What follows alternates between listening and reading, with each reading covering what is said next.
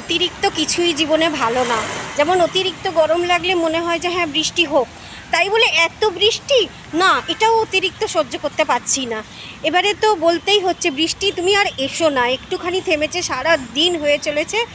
তো এবার মন থেকে বলছি আর বৃষ্টি চাই না, অতিরিক্ত কিছুই আমরা নিতে পারি না।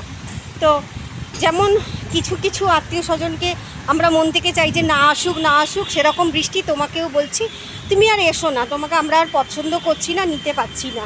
এমনি বৃষ্টির দিনটা হচ্ছে রোম্যান্সের দিন, বাট আমাদের তো আর রোম্যান্স করার সময় নেই, আর সেই সিচুয়েশানও নেই। বলতে গেলে হাজব্যান্ডের সঙ্গে তো বেশিক্ষণ কথা বললেই তুতু ম্যাই হয়ে যায়, সেই কারণে আর রোম্যান্স করার ইচ্ছাও হয় না, সেই সিচুয়েশানও হয় না। বাচ্চা কাচ্চাদের এত চাপ যে সেটাও হয় না। তো সেই কারণে বলছি বৃষ্টি তুমি আর এসো না। কেন? আমাদের কাছে তুমি রোম্যান্টিক সিজন নয়। যাদের জন্য আছো তারা নিক, বাট আমাদের জন্য খুবই অসুবিধা হচ্ছে। চারিদিকে জল জমে গেছে অলরেডি, আর আমাদের এখানে জল জমে না, এটা খুব ভালো জায়গা এটা। তো সেই কারণেই বলছি আর নিতে পারছি না, এবার তুমি এসো না। এই একটুখানি সারাদিনের পরে একটুখানি থেমেছে না, থামেও নি, ঝিরঝির করে হয়েই চলেছে।